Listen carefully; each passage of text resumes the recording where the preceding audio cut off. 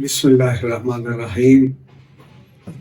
پاکستان بننے کے بعد پہلے قائد ملت جعفریہ علامہ سید محمد دہلوی تھے، جنہوں نے اپنے زمانے کے لوگوں کے ساتھ جسٹس سید جمیل حسین رضوی کے ساتھ، مہربان رضوی کے ساتھ، پرانے لوگوں کے ساتھ مل کر شیعہ مطالبات کمیٹی، جس نے اپنے مطالبے پیش کیے اور شیعہ بچوں کے لیے الگ دینیات قائم کی۔ مدارس میں، اسکولوں میں چاہے ایک شیعہ طالب علم ہو، اس کے لیے شیعہ استاد رکھنا پڑتا تھا تاکہ وہ تاریخ بھی شیعوں کی پڑھائے، دینیات بھی۔ اور اس وقت کی حکومت سے اپنے مطالبات میں حق میں منوایا اور دلیلیں پیش کی کہ جب دینیات میں جبر نہیں تو دین میں جبر کیسا؟ قرآن پاک فرما رہا ہے کہ دین میں جبر نہیں، دینیات میں بھی جبر نہیں۔ کیا زمانہ ہوگا کہ دین تفسیر قرآن پاک کی، دینیات جو فقہ جعفری کے مطابق دین کی تعبیریں تھی، تشریحات تھی، توضیح تھی، وہ پڑھائی جاتی تھی۔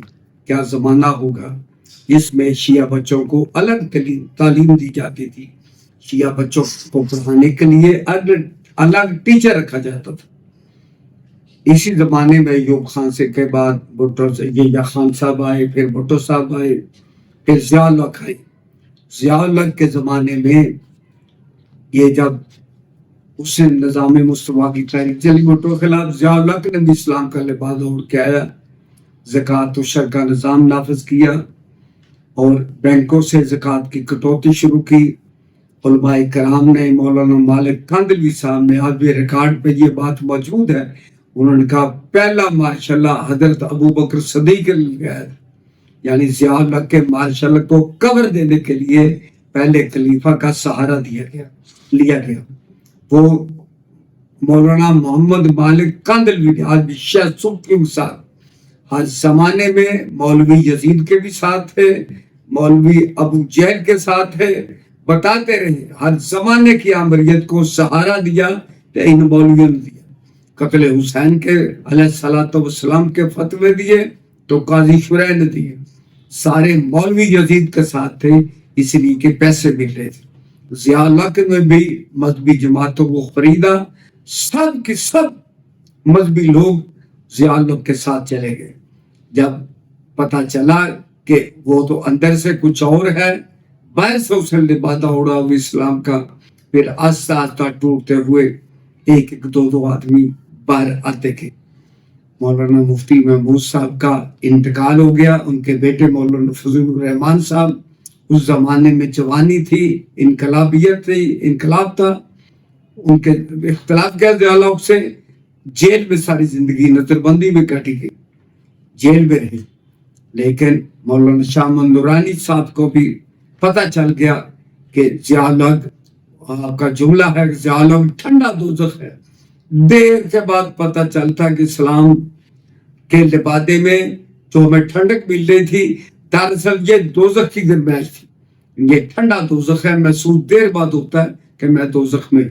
شاہ محمد نورانی نے بھی اختلاف کیا، مولانا عبدالستار نیازی صاحب نے بھی، جو ہراول دستہ تھے تحریک نظام مصطفیٰ کا، پی ایل اے کا، مولانا احسان علی ظہیر بھی جو ہراول دستہ تھے، بڑی بڑی گرفتاریاں پیش کر رہے تھے، کرنے والے لوگوں سے بڑے بڑے اجتماعات سے خطاب کر رہے تھے، انہیں جب پتہ چل گیا کہ یہاں پہ تعصب کی آڑ میں کچھ اور نافذ کیا جا رہا ہے، اسلام کی آڑ میں کچھ اور نافذ کیا جا رہا ہے، نام اسلام کا ہے لیکن اندر سے لیبل جو اسلام کا ہے، بوتل میں شراب ہے۔ ضیاء الحق کو اسی جناب احسان علی ظہیر نے بھی ضیاقات کو ضیاقات کہا، شریعت بل کو شرارت بل کہا، کہ جو اسمبلی سے شریعت بل محفوظ کیا جاتا ہو، ریفرنڈم کرایا جا رہا تھا اسلام کے نام پر، تم اسلام چاہتے ہو تو پھر میں تمہارا صدر۔ ضیاء الحق کا بھی یہ شہرت تھا۔ پھر راولپنڈی میں بڑی سنی کانفرنس منعقد کی، شاہ محمد نورانی نے، مولانا احمد سعید کاظمی نے، مولانا عبدالستار خان نیازی نے، پنجاب کے صدر تھے جناب جنرل سیکرٹری مولانا محمد اکبر ساکی مرحوم و مغفور بڑی بڑی کانفرنس سے سنی کانفرنس رائمنڈ منعقد ہوئی اور رائمنڈ کا نام بدلا گیا مصطفیٰ آباد. مصطفیٰ آباد چونکہ قصور کی تحصیل تھی للیانی، اس کا نام بھی مصطفیٰ آباد تھا. للیانی کے بعد نام رکھا مصطفیٰ آباد. ہمارے دھرم پورے کا نام بھی تبدیل کر کے مصطفیٰ آباد رکھا گیا. سنیوں نے ایڑی چوٹی کا زور لکھایا. رائمنڈ میں تبلیغی اجتماع ہوتا تھا، جس کا پانی کھا رہا تھا اس کو مصطفیٰ آباد بنایا جائے، لیکن گورنمنٹ نہیں مانی. اسی زمانے میں سنی کانفرنس بھی ہوئی، اہل حدیث کانفرنس بھی ہوئی، دیوبندیوں کی دیوبندی کانفرنسیں ہوئی. تمام فقہا کے فقہ کے ماننے والوں نے کانفرنس منعقد کر لی، لیکن اہل تشیع کی طرف سے کوئی نہیں اٹھا جس نے شیعہ کنونشن یا شیعہ کانفرنس کی بات کی. پھر بکھر سے وزارت حسین نقوی صاحب چلے، ریتلے علاقے سے، میاں والی کی تحصیل تھی بکھر. انہوں نے لاہور میں جلسہ علاقہ نواز صاحب میں زیادیوں کا جو مرچ میں ہوتا ہے وہ جلسہ ہو رہا تھا.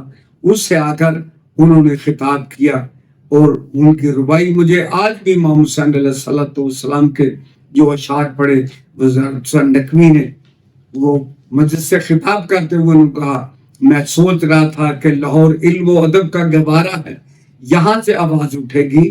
جب آواز کوئی نہیں آئی، تمام لوگوں نے کانفرنس کر لی اور سب سے زیادہ ضیاء اللہ کی اسلامائزیشن کا نقصان ہمیں فقہ جعفری والوں کو پہنچ رہا تھا.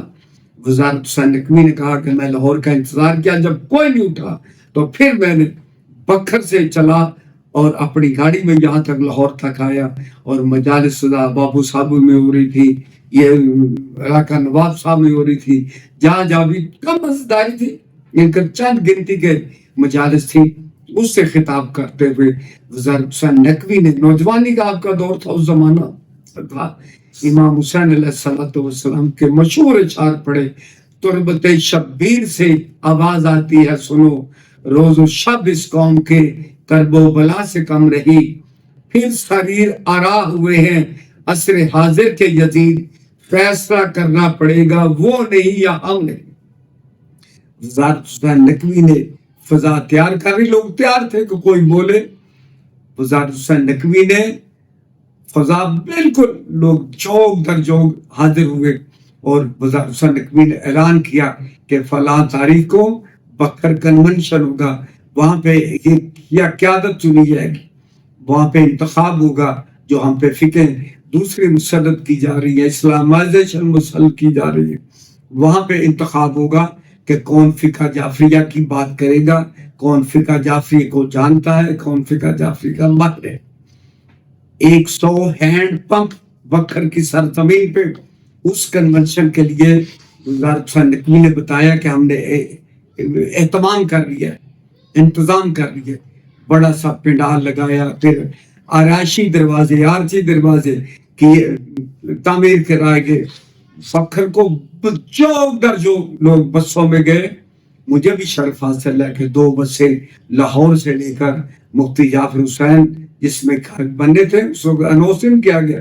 مرزا یوسف حسین تھے، علامہ گلاب شاہ نقوی تھے ملتان والے، یعنی شیعہ میانی والے، علامہ ساجد نقوی صاحب کے سسر بھی چچا بھی وہ تھے، مفتی عنایت علی شاہ صاحب تھے، امداد حسین شیرازی تھے، جامع باب العلوم کے صفدر حسین نجفی صاحب سے، مولانا اختر عباس صاحب تھے شیخ الجامع.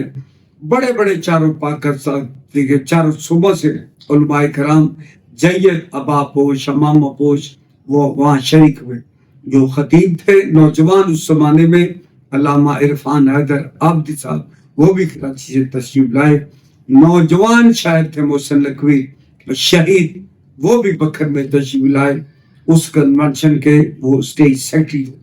بار بار علماء کرام نے کئی علماء کرام کے نام لیے. مولانا محمد بشیر انصاری، فاتح ٹیکسلا بھی اس کنونشن میں موجود تھے، جنہوں نے تجویز پیش کی کہ مرزا یوسف حسین کو قائد ملت بنا دیا جائے. لیکن علماء کی سب سی رائے تھی، سب کے مشاورت سے، سب کے بار بار اجلاس کرنے سے، کوٹلا جام میں اجلاس ہوتے رہے، میاں والی میں اجلاس ہوتے رہے، بکر میں اجلاس ہوتے رہے، قصر زینب میں علماء کے اجلاس ہوتے رہے، کئی علماء کرام کے اسماء گرامی سامنے آئے، لیکن سب کا انتخاب تھا کہ پاکستان میں سب سے زیادہ پڑھا لکھا اور صحیفہ کاملہ کا مصنف، نہج البلاغہ کا مصنف جس نے ترجمہ کیا صحیفہ کاملہ کا بھی، نہج البلاغہ کا بھی، علم و ادب بھی، فقہ کو بھی سمجھنے والے مفتی جعفر حسین ہے۔ آپ ہی اسلامی نظریاتی کونسل کا نام اس وقت تعلیمات اسلامیہ بورڈ تھا، یعنی شیعوں کی نمائندگی بھی مفتی جعفر حسین اس میں بھی تعلیمات اسلامیہ بورڈ کے ممبر ہونے کی حیثیت سے فرما رہے تھے۔ روحیت حل کمیٹی کا بھی آپ ممبر تھے۔ آپ گورنمنٹ کی جتنی کمیٹیاں تھیں اسلامائزیشن کی، اس کے ممبر مفتی جعفر حسین علیہ رحمہ تھے۔ کنونشن میں آ کر جب آپ کا نام اناؤنس کیا گیا تو سب نے متفقہ طور پہ ایک ہی نعرہ لگایا، سب نے اس کی تائید کی، سب نے بڑی داد بھی دی، تسلیم کی، ہمارا قائد ہی مفتی جعفر حسین ہو گئے۔ اور اس وقت نعرہ لگا، ایک ہی قائد، ایک ہی رہبر، مفتی جعفر، مفتی جعفر۔ محسن نقوی شہید نے پھر عدالت پیش کی کہ اہل تشیع کا ایک پرنٹ میڈیا بھی اپنا ہونا چاہیے، ایک قومی اخبار، جیسے لوگوں کے اخبار ہیں جو جریدے تو تھے، سندھ سے نکل رہے تھے، کوئٹہ سے نکل رہے، بلوچستان سے، پشاور سے ذوالفقار نکل رہا تھا، لاہور سے وہ شہید نکل رہا تھا مظفر علی شمسی کا، قزل باش خاندان کا، آل پاک شیعہ کانفرنس کا بھی اصل لاہور سے نکل رہا تھا، شیعہ اخبار رضاکار تھا، وہ یہ مبارک بیگم کا جو امام بارگاہ اندرون باٹی گیٹ شیخ صدیق مرحوم مغفور تھے، وہ اس کو ایڈٹ کرتے تھے، وہاں سے نکلتا تھا رضاکار اخبار، جو بعد میں آئی ایس او کے پاس ہے۔ المنتظر علامہ عین قرار بھی سر نکال رہے تھے، جو بعد میں جامعہ المنتظر نے لے لیا اور ان کا وہ نمائندہ بنا۔ محسن نقوی نے کہا ایک قومی اخبار ہونا چاہیے، لوگوں نے تائید کی اور اس کے فنڈ کے لیے 35,000 روپیہ اس کنونشن میں ہی جمع ہو گیا، جو آخر تک محسن نقوی شہید کے بھی پاس رہا۔ وہ بار بار کہتے رہے، ہاتھ نہیں گئے، نہ علامہ مفتی جعفر حسین نے نہ محسن نقوی نے، بار بار کہتے رہے یہ قوم کے مانتے ہیں، مجھ سے ابھی لے لے، ابھی لے لے، ابھی لے لے۔ جعفر علی میر مرحوم کا ندائی شیعہ نکلتا تھا، حیدر علی مرزا مرحوم کا نبائی شیعہ نکلتا تھا۔ اخبار یہ جریدے تھے سطحی لیول کے، جو ہزاروں کی تعداد، چند ہزار کی تعداد میں یا سینکڑوں کی تعداد میں نکلتے تھے، لیکن قومی اخبار کی اس وقت ضرورت تھی۔ ایک نعرہ بنا اور نعرہ لگاتے ہوئے لوگ بسوں میں سوار ہوئے۔ محسن نقوی نے قرارداد پیش کی کہ راوڑ کا نام بڑے بھائی کے نام پہ حضرت محمد مصطفیٰ صلی اللہ علیہ وآلہ وسلم، بڑے بھائی مولا علی مشکل کشا کا فرمایا گیا، آپ کو کہا گیا کہ سید المرسلین حضرت محمد مصطفیٰ صلی اللہ علیہ وآلہ وسلم کے نام پر رائے کا نام مصطفیٰ آباد رکھا گیا ہے۔ امیر المومنین علی ابن ابی طالب علیہ السلام چونکہ حضور کے چھوٹے بھائی ہیں، علی المرتضیٰ، ان کے نام پر مرتضی آباد بکر کا نام رکھا گیا۔ رائے کا نام مصطفیٰ آباد اور بکر کا نام مرتضی آباد بڑی دیر تک، کئی سالوں تک راوڑ سوگر میاں والی کی تحصیل تھی، بکر تحصیل تھی میاں والی کی۔ بکر کنونشن میں مفتی جعفر حسین قائد بنے، لوگ بکر کو بریکٹ میں کانٹا لگا کے مرتضی آباد المعروف بکر، یعنی صاحب کا بکر، حالیہ مرتضی آباد، جتنی بھی ڈاک جاتی تھی اس زمانے میں وہ بکر کو مرتضی آباد، ضلع آباد میں بنا بکر۔ لیکن مفتی جعفر حسین علیہ رحمہ نے قائد بنتے ہی، قائد کی شان یہ ہے، بنتے ہی قائد سب سے پہلے سرکاری کمیٹیوں کے عہدوں سے استعفے دی۔ اب تو قائدین مطالبہ کرتے ہیں کہ ہمیں کمیٹیوں کا ممبر بنایا جائے۔ مفتی جعفر حسین نے روایت قائم کی، اگر ہم حکومت کے کمیٹیوں کا ممبر رہیں گے پھر اپنی آواز نہیں اٹھا سکیں گے، اختلاف نہیں کر سکیں گے، اگر ان کے اداروں کو اکثر رہیں گے۔ یعنی قائد بنتے ہی آپ نے تعلیمات اسلامیہ بورڈ سے اور سرکاری عہدوں سے جتنے تھے، زکوٰۃ کمیٹیوں کے یا رویت حل کمیٹی کے یا یہ نصاب کی نصابی کمیٹیوں کے، جو نصاب مرتب کیا جاتا تھا، دینیات مرتب کی جاتی تھی، چاروں مکاتب فکر پادے اسے پاس کرتے تھے۔ مفتی جعفر حسین صاحب ان نصابی کمیٹی کے بھی ممبر تھے۔ سب کمیٹیوں سے اختلاف کیا، پھر یہ بتایا کہ یہ زکوٰۃ فقہ جعفریہ کا یہ نظام ہے، جب تک نیت شامل نہ ہو پھر نوٹوں پہ زکوٰۃ نہیں ہے، گندم پہ زکوٰۃ ہے، سونے پہ زکوٰۃ ہے، چاندی پہ زکوٰۃ ہے، کشمش پہ زکوٰۃ ہے۔ زکوٰۃ کا نظام مرتب کر کے زمانے کو بتا دیا۔ پھر ہمارا خمس ہے، یہ فقہ جعفریہ یہ کہہ رہی ہے، فقہ جعفریہ یہ کہہ رہی، ہاتھ کاٹنے میں اختلاف تھا کہ اہل سنت رات پورا گھٹنے سے کاٹتے تھے، پورا گھٹ کاٹتے تھے۔ آپ نے کہا 4 انگلیں کاٹی جائیں تاکہ دل باقی رہے، نماز ادا کی جائے۔ مفتی جعفر حسین صاحب نے اپنی فقہ کی پوری نمائندگی کی۔ جب زکوٰۃ ضیاء الحق نے نافذ کر دی تو پھر مفتی جعفر حسین نے فرمایا ملت جعفریہ جو ہے بینکوں سے رقوم نکلوا لے، ہم زکوٰۃ نہیں کاٹی جائے گی۔ بینکوں سے جب جبرن زکوٰۃ کاٹی گئی، پھر جو علامہ باقر الصدر صاحب، ان کی ہمشیرہ محترمہ تھی بنت الہدا، ان کے لیے عراقیوں نے ان کو دونوں بہن بھائیوں کو شہید کیا تھا۔ حیت علماء راولپنڈی میں ان کے لیے جامعہ اسرار شریف جو اسلام آباد میں آج مسجد ہے، مسجد کے اندر ایک کنونشن رکھا ہوا تھا۔ مفتی جعفر حسین نے اسی زمانے میں اناؤنس کیا اسلام آباد کے لیے کنونشن، اور علماء کرام نے بڑے پن کا مظاہرہ کیا۔ انہوں نے کہا ہم نے ان تاریخ کو آلریڈی کنونشن رکھا گیا تھا، لیکن وہ ہمیں مساجد کے علماء آنے تھے، آپ پورے پاکستان سے لوگوں کو دعوت دے رہے ہیں، انہی تاریخوں میں آپ یہ کنونشن، اسی کنونشن کو جو آیت اللہ باقر الصدر جو ہمارے اقتصادیات لکھ رہے تھے، زمانے کو بتا رہے تھے کہ ہمارا بھی اقتصادی نظام ہے، اسلام کا اقتصادی نظام ہے جو امام جعفر صادق علیہ السلام نے مرتب کیا تھا۔ آگے سید المرسلین حضرت محمد مصطفیٰ صلی اللہ علیہ وآلہ وسلم نے مرتب کیا تھا۔ جب صدام ملعون آیت اللہ محسن الحکیم کے خانوادے کو شہید کر رہا تھا، اسی زمانے میں علامہ باقر الصدر ان کی ہمشیرہ محترم کو شہید کیا گیا۔ علامہ مفتی جعفر حسین نے اسلام آباد کی کال دے دی۔ آج بھی لوگ کہتے ہیں پاکستان کے دھرموں میں سب سے زیادہ فوجی دھرموں میں وہ مفتی جعفر حسین کا کردار تھا۔ فوج نے چاروں طرف سے اسلام آباد کو گھیر لیا، فوجیوں سے لوگ ڈر رہے تھے، لیکن یہ اسلام کے لیے نکلے تھے، خوف نہیں تھا۔ شہید ہو جائیں گے، مر بھی جائیں تو شہید ہوں گے۔ علماء کرام نے فتویٰ دیا آج بھی مرنا ہے، کل بھی مرنا ہے، لیکن موت کو شہادت میں بدل دو۔